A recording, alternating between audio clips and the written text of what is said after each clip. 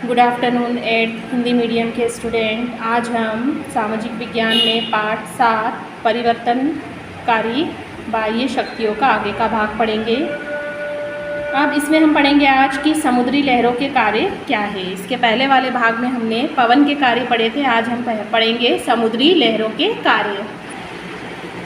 समुद्र का जल कभी शांत नहीं रहता, वह लहरें, धाराएं, ज्वार भाटा के रूप में सदैव गतिशील रहता है, हमेशा बहता रहता है और उसमें कुछ ना कुछ क्या होता है, परिवर्तन होता रहता है। इसके निरंतर प्रभाव से तटीय भागों में अनेक प्रकार की क्या बनती है, स्थलाकृतियाँ। तटीय प्रदेशों में समुद्री लहरें तल संतुलन का प्रभावी कारक भी है। लहरें समुद्री तट पर अपरदन यानी काटने, कटे हुए पदार्थों को बहाकर ले जाने यानी परिवहन और उसे किसी तट पर जमा करने यानी निक्षेपण का कार्य संपन्न करती है। अब ये तीनों प्रकार से जो कार्य होते हैं, एक तो होता है अपरदन, दूसरा होता है परिवहन और तीसरा होता है निक्षेपण।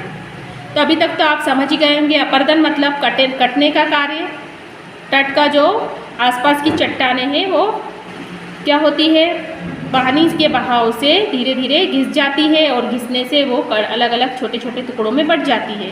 फिर वो जो कटा हुआ पदार्थ रहता है वो बहाकर यानी परिवहन हो रहा है, उसमें वो बहाकर जो समुद्र है उसका जल है वो उसको बहाकर किसी भी तट के पास ले जाकर जमा करता जाता है। वो क्या कार्य कहलाता है, निक्षेपण। तो अपरदन किस प्रकार होता है समुद्र में, तो समुद्र की शक्तिशाली लहरें निरंतर तटीय भागों पर स्थित कठोर चट्टानों पर प्रहार करती रहती है और अपरदन के इस कार्य में चट्टानों के छोटे छोटे नुकीले टुकड़े और बालू के कण लहरों के साथ औजार का कार्य करते हैं। वो लहरें इतनी तेज प्रवाह में होती है कि वो चट्टानों को क्या कर देती है, छोटे छोटे टुकड़ों में काट देती है। इसके कारण चट्टानों के अपरदन से समुद्री भृंगु, समुद्री गुफाएं, मेहराबे, स्तंभ और स्थलाकृतियों का निर्माण होता है। इस प्रकार की स्थलाकृतियाँ देखने को मिलती हैं। ये लहरों की वजह से जो चट्टानें कटती हैं और छोटे छोटे नुकीले टुकड़े और बालू के कण उसको औजार के रूप में उसके कार्य करते हैं और फिर अपरदन से ये इस प्रकार की आकृतियाँ बनती हैं। अब आता है परिवहन। लहरें अपने साथ बालू कणों और चट्टानों के टुकड़ों को बहाकर ले लाती है और विखंडित टुकड़ों को भी ले जाती है।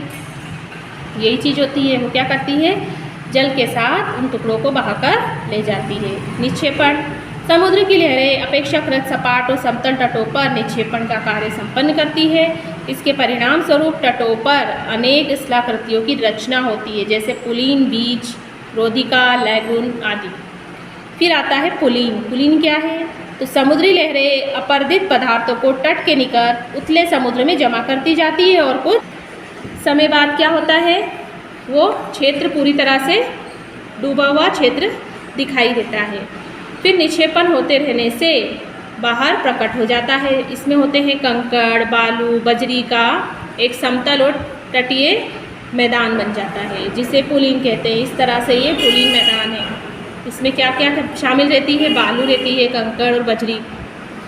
मुंबई में जैसे कि हमने देखा है चौपाटी में जाते हैं तो वहाँ पर भी हमें रेतीला मैदान इसी तरह से बना हुआ दिखाई देता है, ये पुलीन कहलाता है।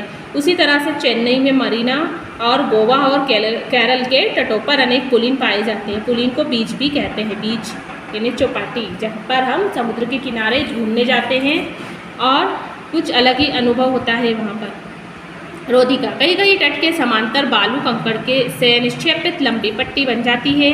इसका एक सिरा तट से जुड़ा रहता है और दूसरा मुंह तट के समांतर दूर चला जाता है, मानो कोई अवरोध बना दिया हो। ऐसी आकृति को रोधिका कहते हैं। फिर आता है लैगून।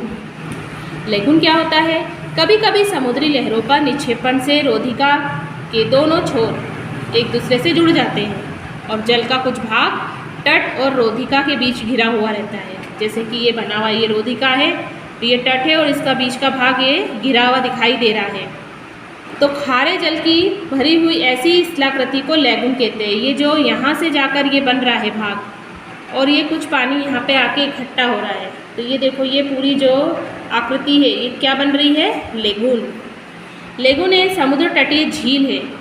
क्या है ये, झील है और ये किससे भरी हुई है, खारे पानी से।